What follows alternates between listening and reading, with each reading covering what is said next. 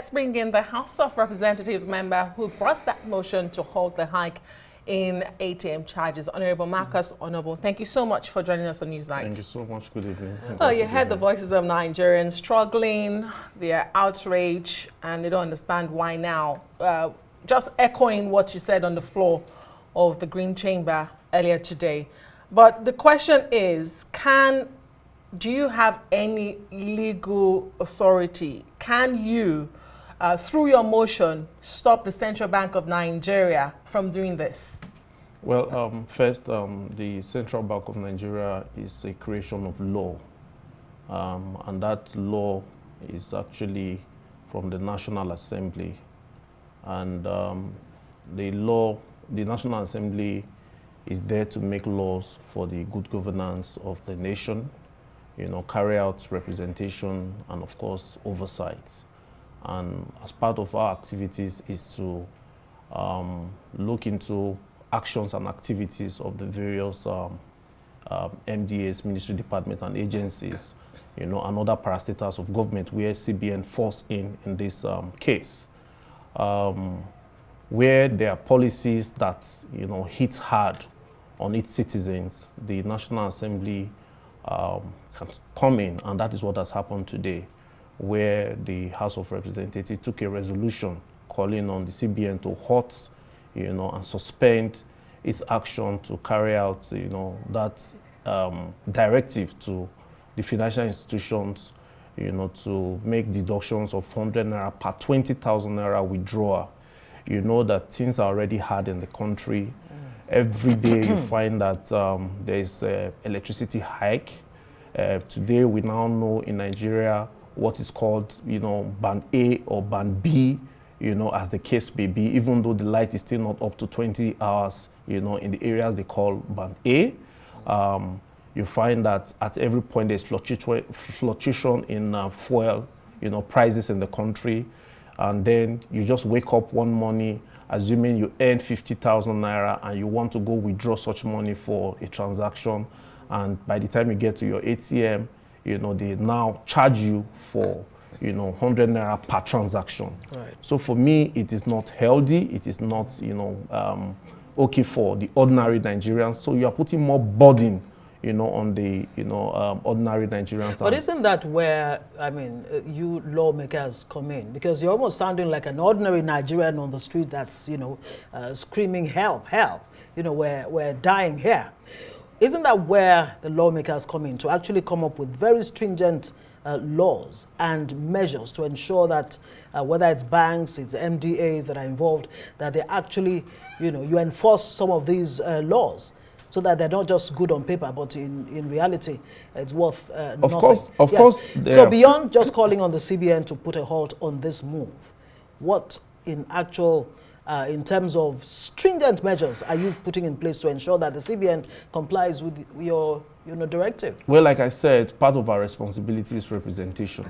And apart from calling on the CBN to put a halt to collection of this 100 naira, per 20,000 naira withdrawal, the House also resolved that and called on the House Committee on Banking Regulations and the House Committee on Finance to interface with CBN.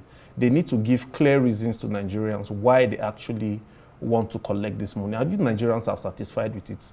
Like I said, as representative of the people, then they can go ahead. But if Nigerians but the banks are saying, look, they need it to recover operational costs and expand ATM networks. It's not just for them to take that decision. It's a decision because it's Nigerians that are paying these monies. So they need to explain through National Assembly to Nigerians why these monies need to be collected. Because, of course, we know that, yes, banks need to maintain their facilities.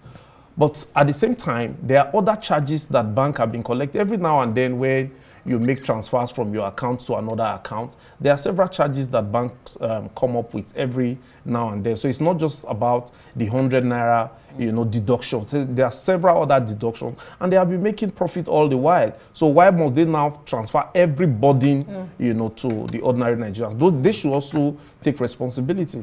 That's the thinking on the streets. But Onobun, let me ask you, because the CBN, beyond citing the reasons for this, claims that Section 10.7 of its 2020 Guide to Bank Charges and other financial institutions allows for this increase. So the CBN has stated that it is backed by law. In your opening response to my question, you talked about laws and how you make laws. So you have enabled the CBN to do this because they have an existing law that allows them to do this. So are you going to reverse? Are you going to change that law? Of course, and how immediate are we expected to see that happen? Of course, as a parastatal, they have their regulations, and relying on Section 10.7 of their CBN guide, they have directed the banks. It's within their rights, to give such directives. But if such directives bites hard on Nigerians, as representative of the people, as a parliament, the House have the right to also call on, the CBN to say, look, this policy, it does not sit down well with Nigerians, and it's eating into the pocket of the people. It's putting pressure on the already lean resources of the people. And we think that, by the time the committee sit down with CBN, they'll be able to reach a reasonable conclusion. Because at some point in 2019, there was some kind of resolution like this, directing that 65 naira be deducted from every transaction. But after several, interaction and interface between, the CBN and other stakeholders, they were able to reduce it to 35 naira, and at some point pushed it to, after 3 withdrawals, you can now, take the 65 naira. But in this case, it's not just that they're taking 100 naira per 20,000 naira withdrawal.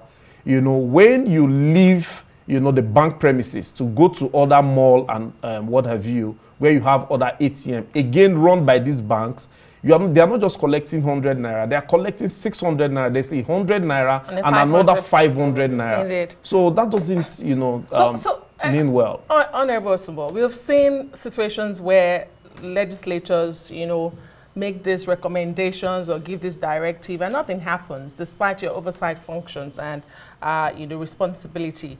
Should the CBN refuse to listen or back down from this directive that has already gone into effect in March 1st, what next? Well, for me, I don't think that CBN will, turn down this, resolution of the House, because every now and then CBN come to the House for some legislative support. And of course, this is not done out of malice or bias, but we're actually talking about Nigerians. And even the people who are, at the administrative cadre of the Central Bank of Nigeria, they are Nigerians. Their families are also involved. So I'm sure that they will yield to this call of the National Assembly, to interface with the various relevant committees and come up with a resolution. This call, has it been made officially, to the Central Bank, or is it just a verbal, yeah, today, to the CBN? That's on the one hand. I'd like you to respond to that. Then, with the CBN coming up with this policy, are you saying that CBN did not consult or have any kind of interface with stakeholders? Whether it's a committee, Well, for the stakeholders, I don't know about that. Right. Certainly not the National Assembly. Okay. But as for the other question you asked just now, yes, whether you have made a formal. Okay. The resolution was taken today, and there are mode of communication to these various MDAs and parastatals, and I'm sure that the Secretariat of the National Assembly, they know what to do to communicate to the CBN. And certainly when such correspondence are exchanged, CBN will certainly, respond appropriately. Yeah, but I'm wondering again, beyond what seems to be, just emotional response to what the CBN has come up with, in the National Assembly, especially at the, Green Chamber, is there a scientific, method that you apply or deploy to look at what the impact of this, whether it's a CBN policy or any other policy for that matter? Is there a scientific approach, in a way that will help you understand what the pros and cons of these policies are? Okay, well, as representatives of the people, we are 360 members of the House of Representatives, and we feel the pulse of our people.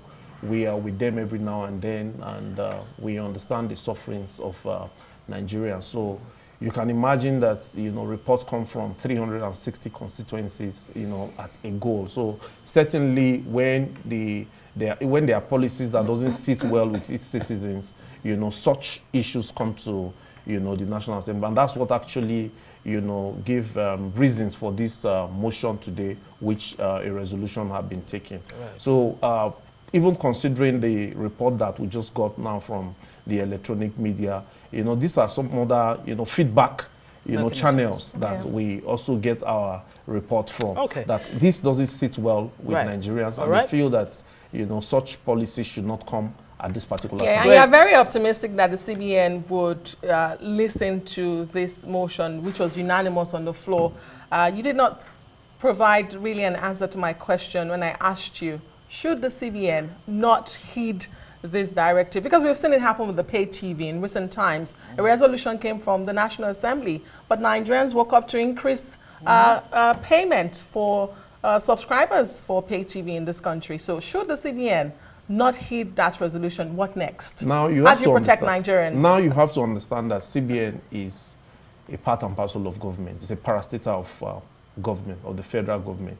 And this is National Assembly that have the powers, to legislate on issues, that affect the country. Right. So as an agency of government and a parastatal of government, I don't think, for any reason that they will turn down the resolution of the National Assembly. All right, thank you very much.